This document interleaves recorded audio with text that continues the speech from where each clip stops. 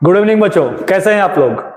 अब आज हम लोग जो है क्या करेंगे, सबसे पहले वीडियो को स्टार्टिंग करेंगे sectors of Indian economy MCQ से, क्योंकि कल ही आपको बोले थे कि जो सेक्टर्स ऑफ इंडियन इकोनॉमी कल पढ़ाए थे उसका एमसीक्यू आज करवाया जाएगा। और आज फिर एसएसटी का एक नया चैप्टर पढ़ाया जाएगा जिसका एमसीक्यू कल करवाया जाएगा। तो बिना टाइम बर्बाद किए हुए स्टार्ट करते हैं आज का MCQ, sectors of Indian economy. सबसे पहले हम लोग क्या करेंगे, सेक्टर्स ऑफ इंडियन इकोनॉमी का थोड़ा ओवरव्यू देख लेंगे, कल क्या क्या पढ़ाया गया था। तो कल जो है सबसे पहले आपको पढ़ाया गया था सेक्टर्स में से कौन कौन से सेक्टर पढ़ाए थे, प्राइमरी सेक्टर, सेकेंडरी सेक्टर और टर्सरी सेक्टर। फिर प्राइमरी सेक्टर का दूसरा नाम एग्रीकल्चरल सेक्टर क्यों है ये बताए थे, सेकेंडरी सेक्टर का दूसरा नाम मैन्युफैक्चरिंग सेक्टर क्यों है ये बताए थे, और टर्सरी सेक्टर का दूसरा नाम सर्विस सेक्टर क्यों है ये भी बताए थे। ये सारे बोर्ड एग्जाम से रिलेटेड क्वेश्चंस है, ठीक है, ये क्या है, क्वेश्चंस। तो इसीलिए आप क्या कीजिए, सबसे पहले जाके सेक्टर्स ऑफ इंडियन इकोनॉमी का एमसीक्यू देख लीजिए ताकि आपको सारा चैप्टर क्लियर हो जाए। जब चैप्टर क्लियर हो जाएगा तो एमसीक्यू आप जल्दी से बना सकते हैं। इसके साथ ही साथ और भी डिफरेंस बताए थे, किसमें किसमें, ऑर्गेनाइज्ड और अनऑर्गेनाइज्ड सेक्टर में भी डिफरेंस बताया गया था। और थर्ड बताए थे पब्लिक और प्राइवेट सेक्टर में क्या डिफरेंस है। और लास्ट सबसे मोस्ट इंपॉर्टेंट लास्ट में बताया गया था रोल ऑफ टर्सरी सेक्टर, ठीक है। ये चार टॉपिक्स आपको कल बताए गए थे, ठीक है, और यही इस चैप्टर का मेन इंपॉर्टेंट टॉपिक्स है जो बोर्ड एग्जाम में आते हैं। अब हम लोग आज क्या करेंगे, इसी से रिलेटेड एमसीक्यू करेंगे। तो स्टार्ट करते हैं आज का एमसीक्यू। फर्स्ट क्वेश्चन ये है, identify the natural product from the list of items given below. आपको चार ऑप्शंस दिए गए हैं, टेक्सटाइल, व्हीट फ्लोर, कॉटन और टोमेटो सॉस। आपको बताना है कि इसमें से नेचुरल प्रोडक्ट कौन सा है। तो जल्दी से ऑप्शन कमेंट करके बताइए कि इसमें से नेचुरल प्रोडक्ट कौन सा है, टेक्सटाइल है, व्हीट फ्लोर है, कॉटन है कि टोमेटो सॉस है। जल्दी से बताइए इसका आंसर क्या होगा, इसका आंसर क्या होगा, कॉटन। सी ऑप्शन इसका सही है, क्योंकि जो कॉटन है वो क्या है कि नेचुरल प्रोडक्ट है।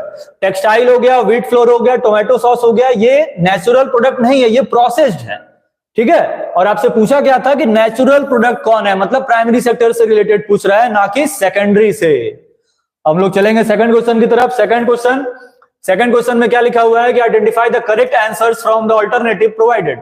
Both TISCO and Reliance industries are owned by, मतलब जो टिस्को कंपनी है, Tata iron and steel corporation और रिलायंस इंडस्ट्रीज, इसमें से कौन से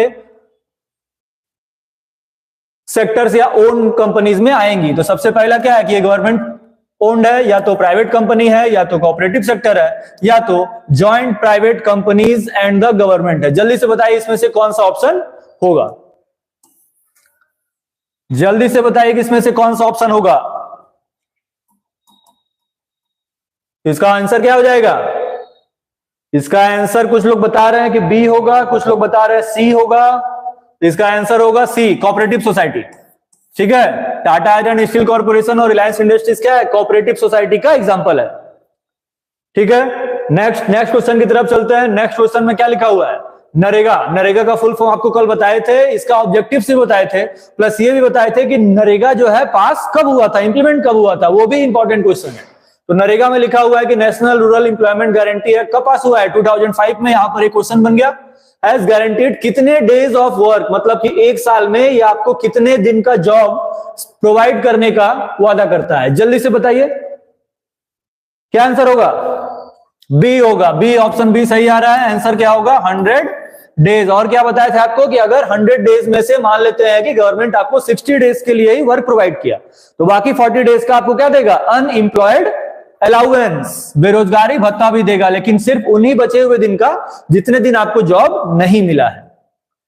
चौथे क्वेश्चन में लिखा हुआ है कि which sector has emerged as the largest producing sector in India, select one from the following alternative. सबसे ज्यादा प्रोड्यूसिंग सेक्टर इंडिया में कौन सा है, सेकेंडरी है, टर्सरी है, प्राइमरी है और साइंस एंड टेक्नोलॉजी सेक्टर है। जल्दी से बताइए क्या ऑप्शन होगा, क्या ऑप्शन होगा, इसका ऑप्शन क्या होगा, सेकेंडरी, टर्सरी, प्राइमरी की साइंस एंड टेक्नोलॉजी। आंसर होगा इसका टर्सरी सेक्टर। बताए थे आपको लास्ट डिकेड्स में, लगभग 20 से 30 साल में जो टर्सरी सेक्टर है ये बहुत ज्यादा ग्रो किया है। मतलब सबसे ज्यादा ग्रोथ टर्सरी सेक्टर में ही है और लार्जेस्ट प्रोड्यूसिंग सेक्टर यहीं पर है जहां पर सबसे ज्यादा लोग अभी इंप्लॉयड हैं।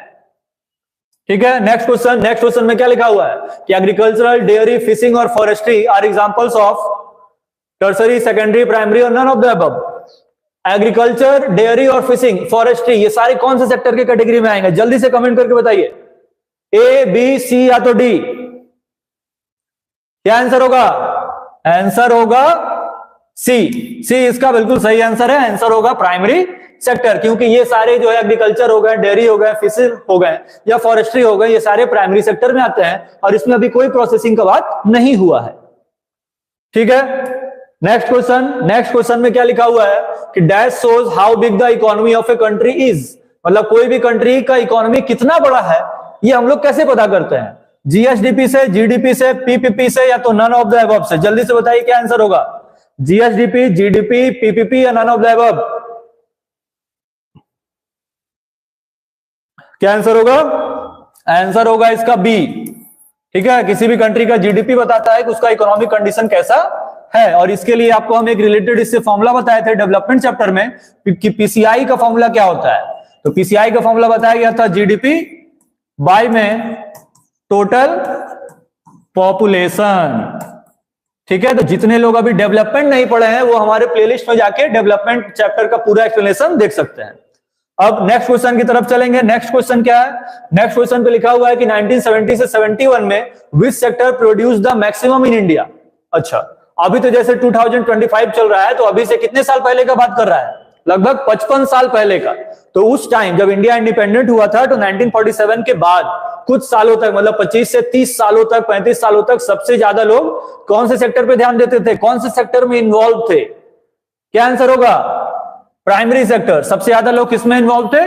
प्राइमरी सेक्टर में। सब लोग जो है एग्रीकल्चरल रिलेटेड वर्क कर रहे थे। ठीक है, कौन सा related work? Agricultural related work. और एग्रीकल्चरल रिलेटेड वर्क को ही हम लोग प्राइमरी सेक्टर बोलते हैं। तो आंसर क्या होगा इसका? सी।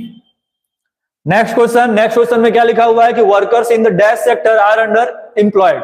अच्छा, मतलब कौन से सेक्टर में लोग अंडर एम्प्लॉयड है? अंडर एम्प्लॉयड आपको कल बताए थे कि अंडर एम्प्लॉयमेंट होता क्या है। अंडर एम्प्लॉयमेंट जितने लोगों को नहीं पता है आप उसको जाके देखिए कल के वीडियो में, सेक्टर्स ऑफ इंडियन इकोनॉमी, जहां पर एक्सप्लेन किया गया है। तो अंडर एम्प्लॉयड का एक्सप्लेनेशन आप लोग कल के वीडियो में देखिए और इसका आंसर बताइए कि जल्दी से कि आईटी होगा, एग्रीकल्चरल होगा, मैन्युफैक्चरिंग होगा कि नन ऑफ द अबव होगा। कुछ लोग बता रहे हैं कि सी है, कुछ लोग बता रहे हैं बी है, विशाल जायसवाल बता रहे हैं सी है। अंडर एम्प्लॉयड मतलब क्या कि जहां पर जैसे वर्क 5 ही लोगों से हो जाएगा लेकिन वहां पर वर्क कितने लोग कर रहे हैं? 10 लोग। ठीक है, तो उस कंडीशन में एफिशिएंसी तो कम हो जाएगा। इसी को कल क्या बताया था? अंडर एम्प्लॉयमेंट या तो डिसगाइज्ड अनएम्प्लॉयमेंट। तो इस हिसाब से इसका आंसर क्या होगा? Agricultural sector. कौन सा सेक्टर होगा? Agricultural sector, option B. Next question की तरफ चलते हैं। लिखा हुआ है कि the national rural employment guarantee act, मतलब नरेगा। ठीक है, नरेगा कब पास हुआ था? अभी पहले ही सेकंड या थर्ड क्वेश्चन यही था, बस उसमें पूछा गया था कि नरेगा में जॉब कितने दिन का मिलता है और इसमें पूछा है कि नरेगा पास कब हुआ था। तो नरेगा कब पास हुआ था? नरेगा कब पास हुआ था? जल्दी से कमेंट करके बताइए। 2005, 10, 4 या 14? ए ऑप्शन सब बता रहे हैं, बिल्कुल सही है। आंसर होगा ए, 2005 में। नेक्स्ट क्वेश्चन की तरफ। नेक्स्ट क्वेश्चन में क्या लिखा हुआ है कि the task of measuring GDP is undertaken by, मतलब जो जीडीपी यहां पर मेजर किया जाता है ये कौन से गवर्नमेंट के कंट्रोल में है? कौन सा गवर्नमेंट इसको मेजर करता है? ऑप्शन क्या क्या है? State government, provincial government, all of the options are correct कि सेंट्रल गवर्नमेंट? जल्दी से बताइए कि जीडीपी कौन कैलकुलेट करेगा? ए, बी, सी या तो फिर डी? डी बता रहे कुछ लोग, फिर डी। ठीक है, ऑप्शन इसका डी सही है। ठीक है, सेंट्रल गवर्नमेंट। जीडीपी कैलकुलेट कौन करता है? सेंट्रल गवर्नमेंट करता है। तो ये सेक्टर्स ऑफ इंडियन इकोनॉमी के टॉप 10 एमसीक्यू के क्वेश्चन थे जो बोर्ड एग्जाम्स में बहुत बार पूछे जा चुके हैं। ठीक है, अब इसके बाद क्वेश्चंस तो है नहीं, इसमें 10 ही क्वेश्चन था क्योंकि टॉप 10 एमसीक्यू ही करवाया जा रहा है। अब हम लोग क्या करेंगे? पढ़ेंगे एसएसटी का नेक्स्ट चैप्टर अभी से तुरंत 5 मिनट के बाद। तब तक के लिए बने रहिए हमारे चैनल डीजे क्लासेस पर।